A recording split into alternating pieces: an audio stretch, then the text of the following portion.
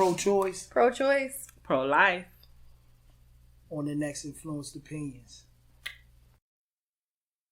Open up our eyes and see the reality, and open up our mouths and speak about what we see.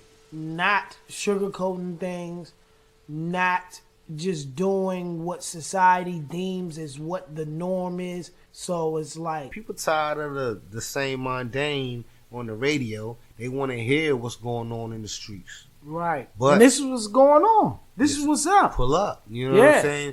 That's what I call podcast shows, the pull-up show. Because the streets is pulling up to the world. Oh, my stars. Oh.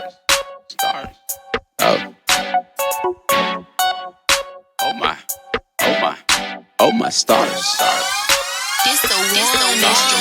Yeah.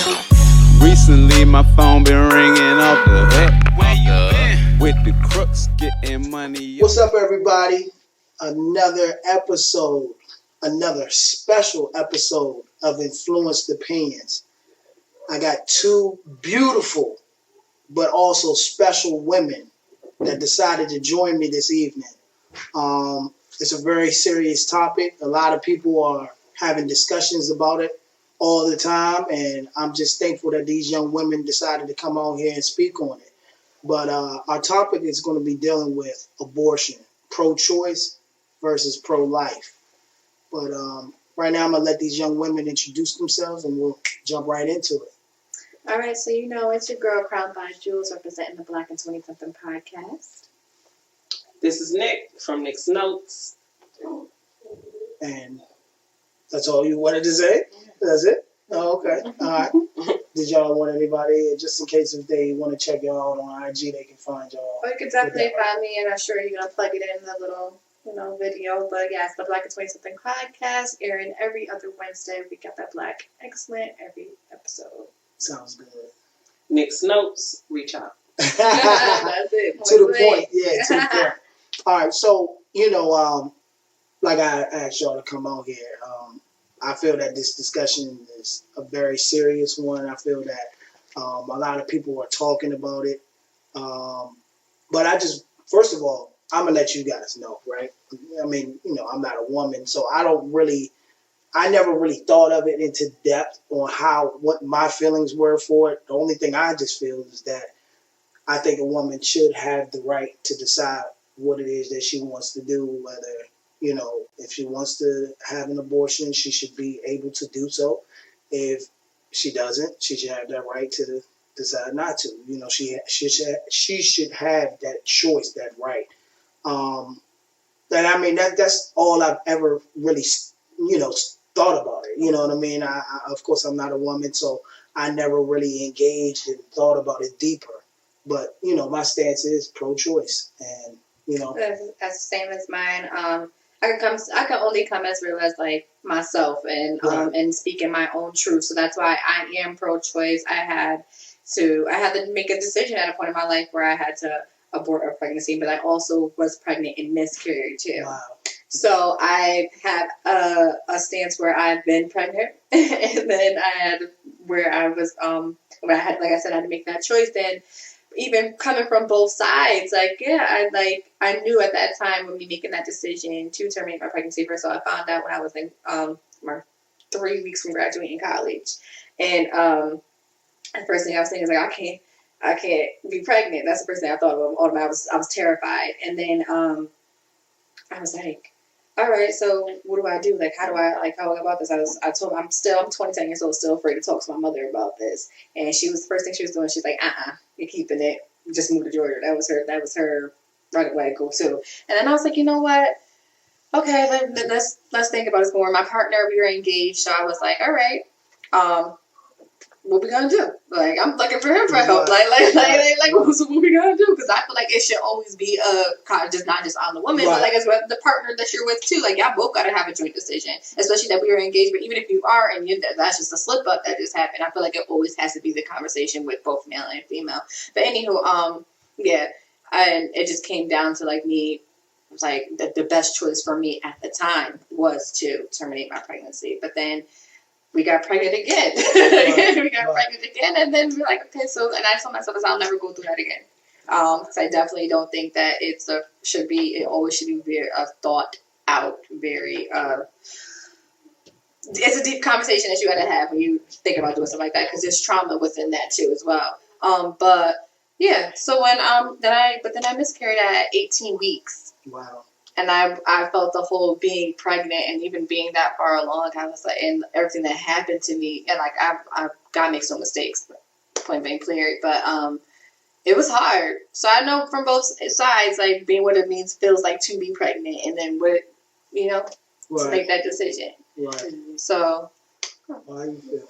So I'm pro-life, and I'm not here to sway anybody's opinion or change anybody's mind, but my personal story, I feel like I need to be a voice for the babies that don't get a voice. Right. Okay. Everybody that's for pro-choice, they already here. Right. Mm-hmm. If you put a stethoscope to the baby's stomach, to the stomach of the mother and ask the baby, they're like, I want to live. Right. Mm-hmm. Right. So. Right. No, I understand. And I guess it's one of those things where it's like, it's just a situation where I guess I'm trying to think of how to explain it. It's one of those things where you have to say to yourself, what is your, I guess, how you were raised to feel about this, or what are your moral standpoint with this situation?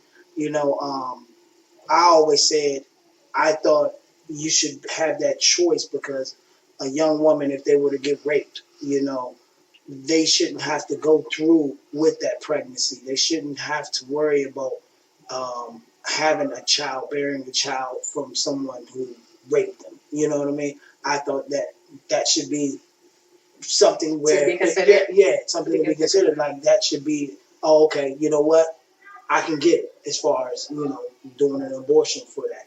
I feel that also a lot of younger people need to understand as far as, of course, contraception. Mm-hmm. They need to understand that this should not be to get out of jail free card. To get out of jail free card. Mm-hmm. We had our slip up, or we had this or whatever, and this is what we're going to do. This is how we eliminate that situation. Mm-hmm. This should not be just the fallback, but you should have that right if you decide to do so.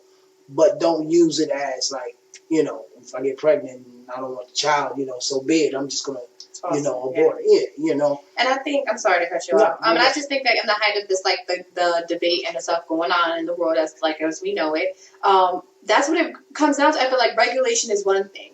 Yes, that is something that needs to be regulated. But to say, okay, and because I think it was Alabama. Was it Alabama that said 5 weeks? Is it 5 weeks? Up to 6 weeks. Most women find out. I found out when I was 5 weeks pregnant.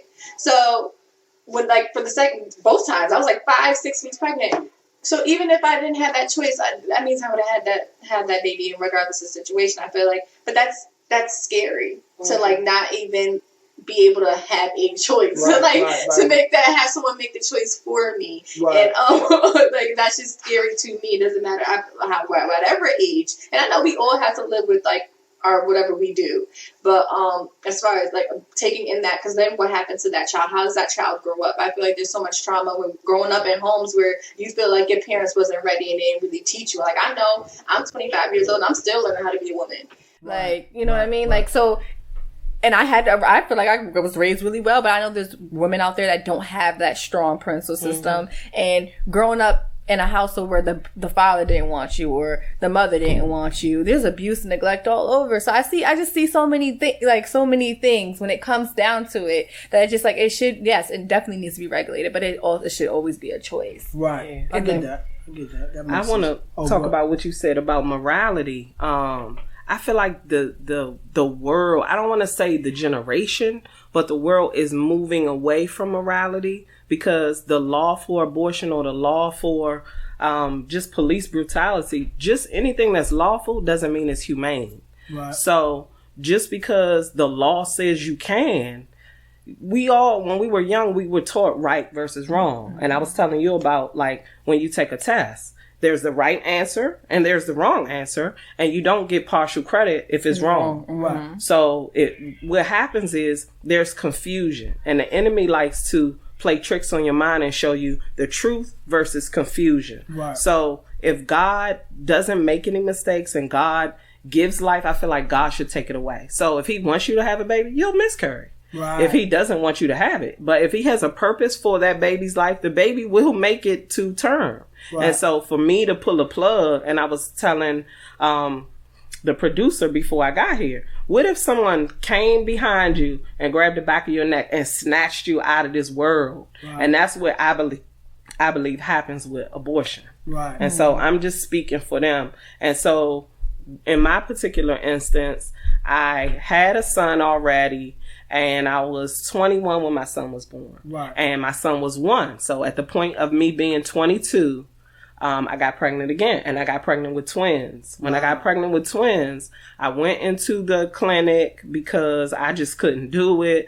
The father was fighting me tooth and nail because it wasn't my son's father, it was another guy. And he was like, you had this baby, but you won't have my baby. And I was like, I just can't. Look, I can't be saddled down with all these kids. I just don't have time. And I believe I was like 5 months. Right. And the thing about the difference between 5 weeks and 5 months is size, because it's still a baby. We feel like if the baby isn't moving, kicking, and screaming, it's just a growth. Right. And so if you have an abortion, it's a procedure. It's not just a procedure. It's not a growth. It's not like an abscess where you go to the dentist and it's poison and you get it removed. This is a living, breathing person. And so I went in, I had the abortion.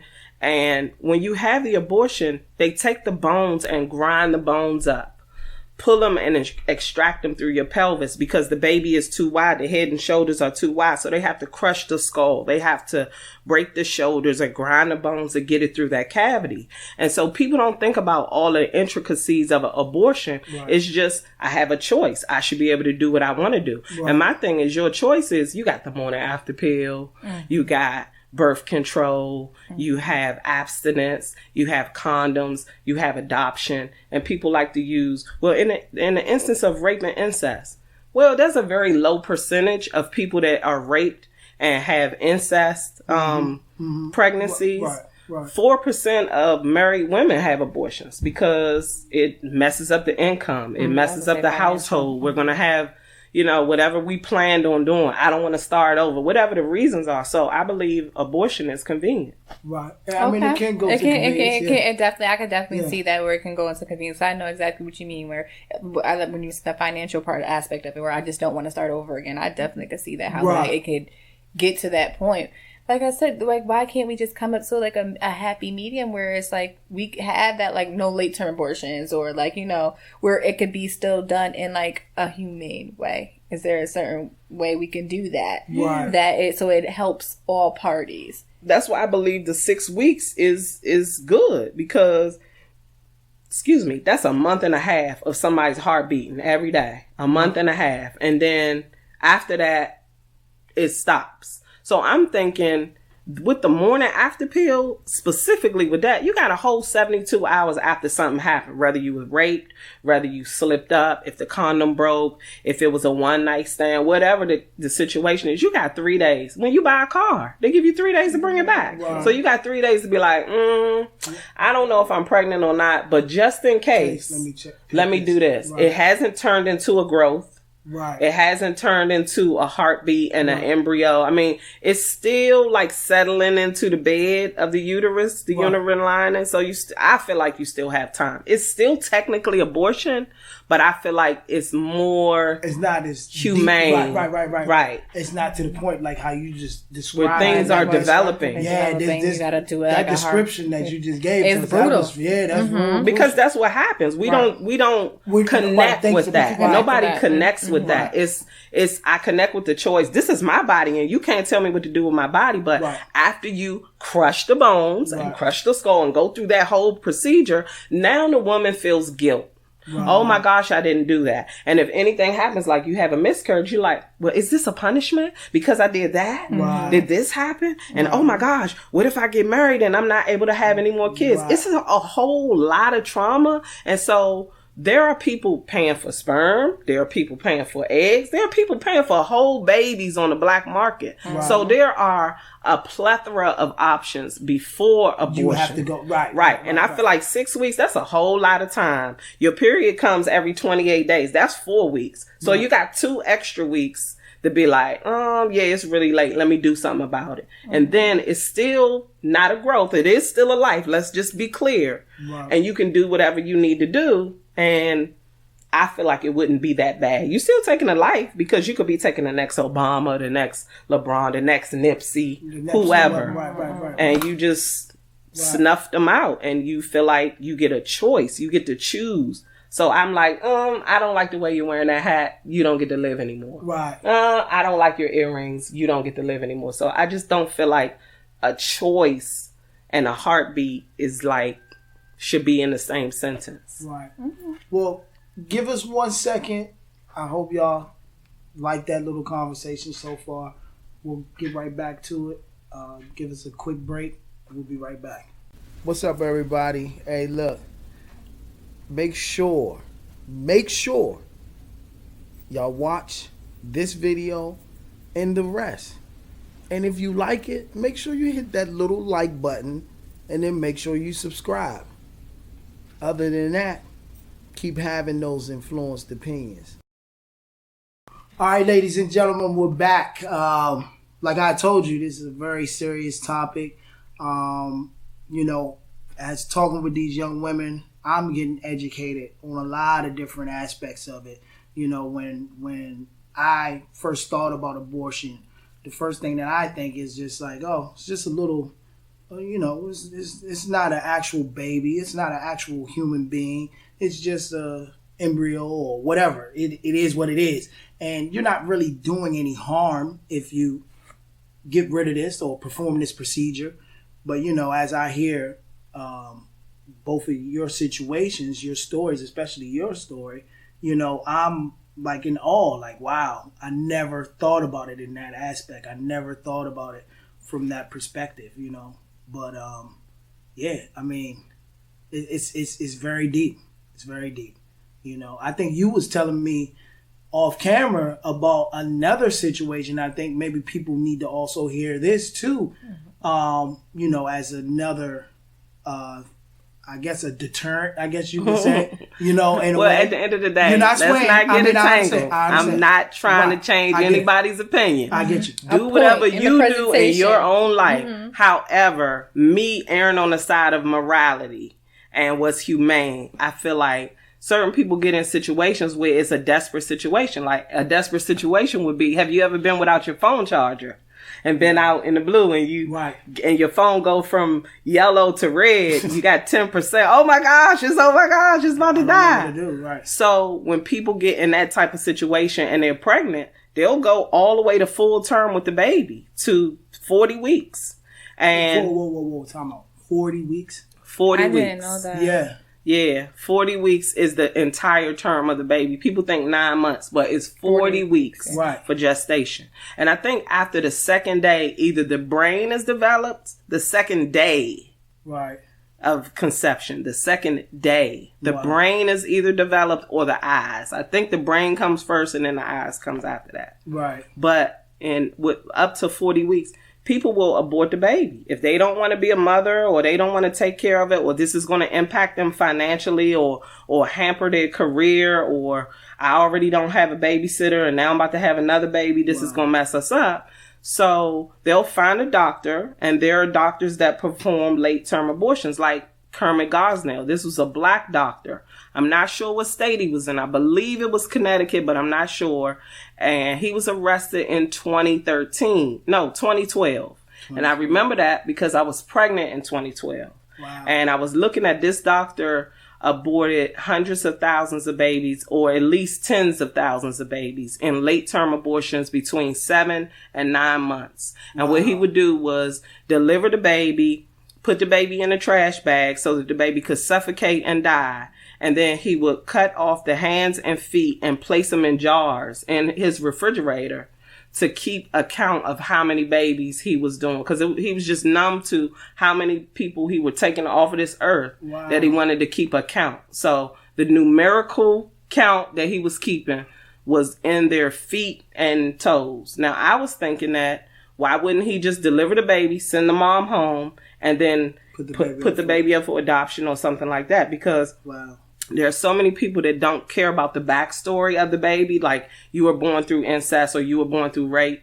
I can't have kids. I want to have a baby. Right. Now, that's not my situation. I have a 20-year-old and a 6-year-old. Right. And the reason I have the 6-year-old is because her father didn't want me to have an abortion. And it's just against my morals and values. I just couldn't do that. Now, that is my sweetie pie. Right. I love her. Right. But at the time, I was seriously thinking about it because my son was 14 at the time. And who wants to start over? He's going to high school. And I have a high school graduate and a pre-K kindergarten. Right. Then I have a college graduation and then an elementary school dance all at the same time. And it was just a lot to balance when I was a single parent so long with him. And now I have to do it over and I'm still a single parent again. And I was looking at my freedom. And now I'm looking at it as, this is so inconvenient. And so her father thought I was trying to trap him. Really, it's me that's being trapped. I'm the one that's got to be with her if she gets sick. Right. I'm the one that's got to take her to the doctor and Christmases and birthday parties and all that other stuff. But I feel like God has a purpose for everybody. And it's a reason. I don't know it yet, but it's a reason why every person is here. Right. To contribute. May I ask you a question? How do you so in that sense so with this new laws coming throughout the states that okay, no more abortions, right?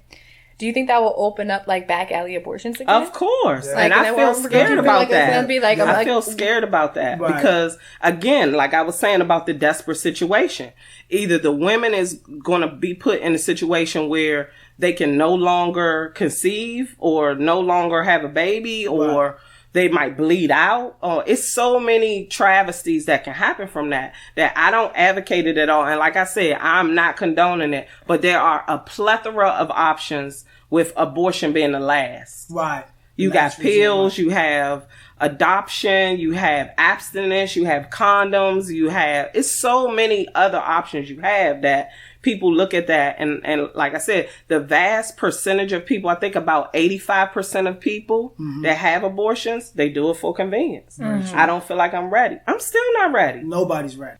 I mean, it's just deep. I mean, it definitely is a deep conversation. You can go in all different ways with it too, and see so many different sides to the story. Yeah. Right. And I'm not trying to persuade or sway anybody. Right. You're not trying to sway anybody, but we're just having a conversation to see what both sides, because you're just looking on the other side and they're looking on the other side, but we're meeting in the middle, speaking on behalf of the pro-lifers and the pro-choicers. Right, no question. And see, I was just that person who really didn't have an actual opinion on it. I just felt like, it's a woman's body. But you need to make sure you know that you should be a part of the conversation too. As a man, just because you are a man, you should be in the conversation. Because you contribute to life. That's how I said. Very true. That is very true. Now, I can say, because I have 2 daughters, so, have you ever had somebody perform an abortion? I've never had nobody perform an abortion. I've never had to have a sit down with anybody to do that. But as I think back, when I was younger, I probably would have asked a woman, because just like how you said, for convenience, if I felt that I wasn't ready, even when I did have my first daughter, I wasn't ready. You get ready. At that time, you got to get yourself ready. That's all it is. Nobody's ever ready when it happens. You know what I mean? And you still learning, because my son is 20. I'm still learning. Right. Like, what? You did that? Okay. Right. Yeah. So, when I think at that time, if it would have came into play, if I would have got a woman pregnant back in the day, I probably would have used that as an option. Unfortunately, I probably would have said, because I mean, like I said, I felt like that was my stance. Like, oh, okay, well, that's an alternative. When you look at it from another perspective, I don't even want to think about that as an alternative now. It's kind of like how you say, you're not trying to sway anybody, but if more people knew about it as I guess we could say a procedure. You have a procedure. It's a procedure. Right. If we look But we need to look at it as not a growth, but a life. Right. And there are a lot of things that happen after that. You don't just get an abortion and you just, okay, it's more convenient. You go home. Go home and you fine. Because like I said, there's so much trauma with going through the abortion. Yes. When you were even saying, like, there's so many alternatives. After me having that abortion, when I tell you, I was like, no more sex. We ain't having no sex. I don't ever have to depression. I did not want to have to deal with that. I didn't want my man near me. I was like, listen, we can't even, come near me. That's because you felt guilty? I felt like, I felt shame. Yeah, it wasn't even nobody talks about that. It wasn't even about guilt. It was shame. Like I did something that was just like you're never supposed to do. Like you're never like I felt shame. Right. Were you awake or sedated? No, I was sedated. Yeah. So I felt like what did I just do? Like are they who the people are looking at me now? Like the doctors are looking at me away. Mm-hmm. Like they don't care. Oh, you about to graduate? They don't care about none of the things that I'm thinking about. You did something bad. Like I felt so much shame. I remember everything. And I guess there's trauma in everything. Like so, even after that, I was like, okay. And now that was the person I was engaged with. Obviously, I'm not engaged anymore. I'm not married.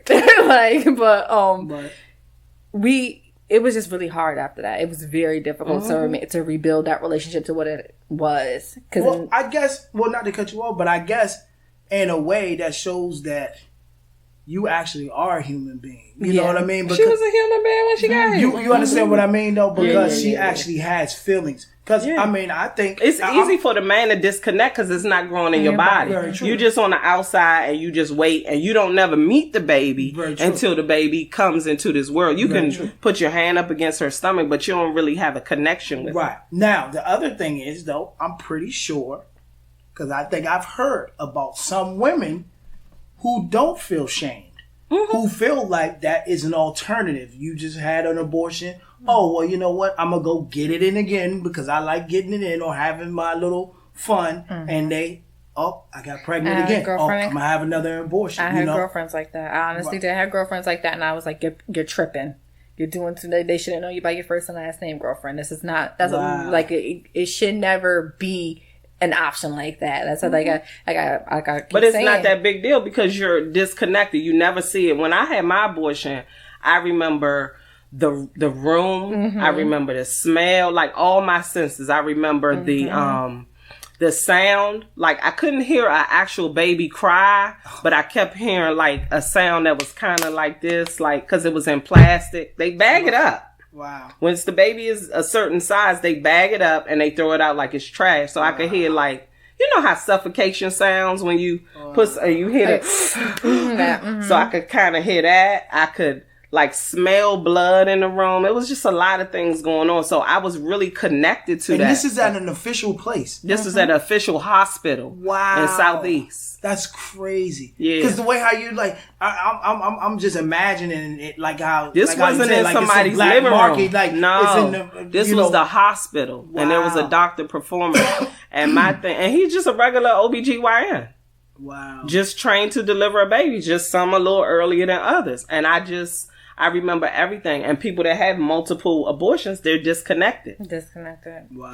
Why should you connect with something that's, especially with the man, it's not inside your body. And then with the woman, it's like, I'm going to just get rid of it. They never see the sonogram to see the baby moving. It doesn't grow big enough to feel it kick in and things like that. So yeah, it's like, I could do it again. I always think of things like, so what happened to you that you are so disconnected to be like from this world or something that is actually happening to you? You know what I mean? I think so. I think there got to be something wrong there. Because I was going to even say like, interject and say like, it doesn't matter if we're talking about abortion or we're talking about police brutality. If people don't understand that if you're not in this situation, they will pretend like it does not impact them at all. And it's real crazy to believe that. No, like I feel like we are under attack and we are being exterminated. Definitely. And you can willingly terminate your pregnancies and go through the extinction, or you could be like, no, I'm going to do something about it. And so the people that are disconnected, they are abused, have been abused, and they probably feel like I'm just going to abuse my baby. Or they might have the mindset that they're protecting their baby from the harm of this world, so they just going to abort it. See, I have problems with birth control. Yeah. I'm on birth control because I believe that birth control, IUD, that's all messing up with Black women's fertility. I do believe that. Like, that's all. I'm just very safe and very mindful now when it comes to I don't do it because I had a blood clot. And I found out, like, every medicine that we take has a side effect. Yes. And so when people take birth control, it's like, okay, I'm not going to get pregnant. Okay, everything that you take has a side effect. So I had a blood clot in my right leg, and it started traveling up my hip. And I was in the hospital for like 3 days, and they were thinking that the blood clot was going to travel to my heart, and I was going to die as a result of birth control pills. Wow. Wow.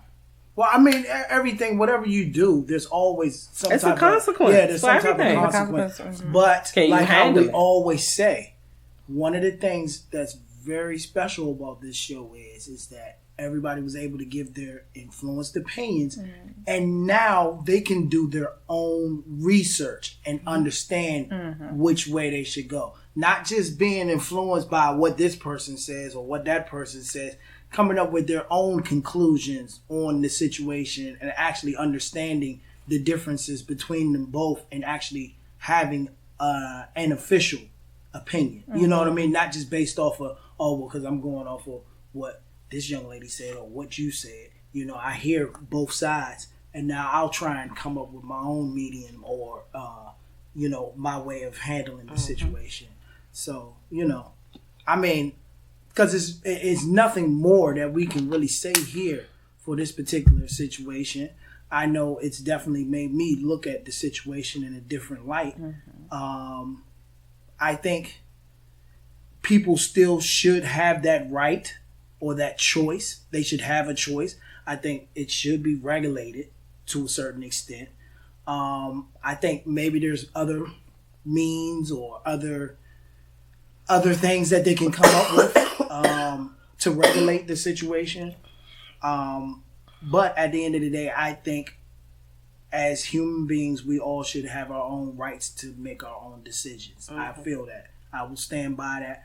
I think now it gets a little outrageous with the other ways that people are handling these procedures, and I think people need to become a lot more understanding of what these procedures,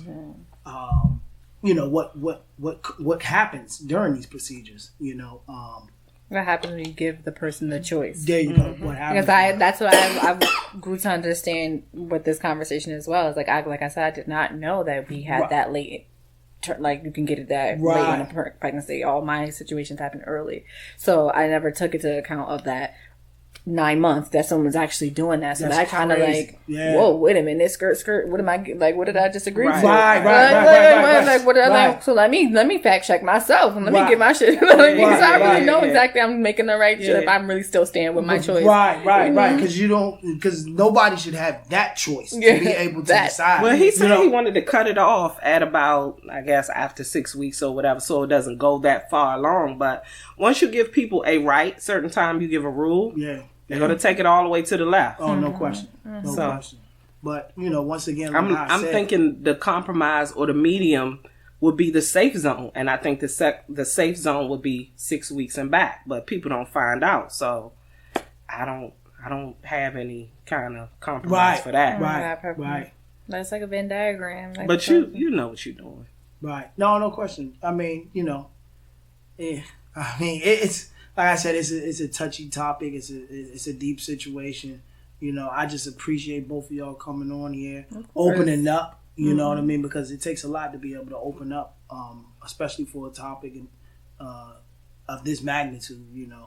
But I want y'all to just make sure y'all let the guests know once again who you are, and and we can go ahead and end this.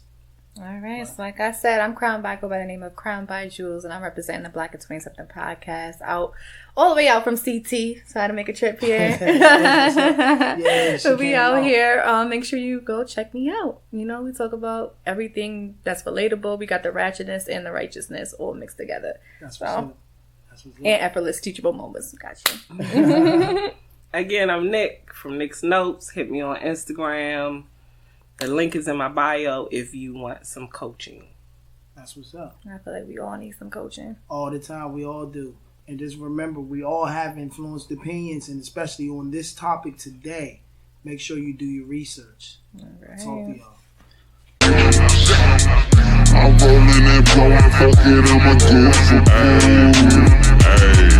I used to cop in the valley, they lob in the alley. I'm on my Vince Carter shit. Trapping in colleges, me and my partners was balling. You wasn't a part of it. My money be talking about money, your money be lying and arguing. My money can buy you a startup kit. Since y'all niggas always wanna start some shit.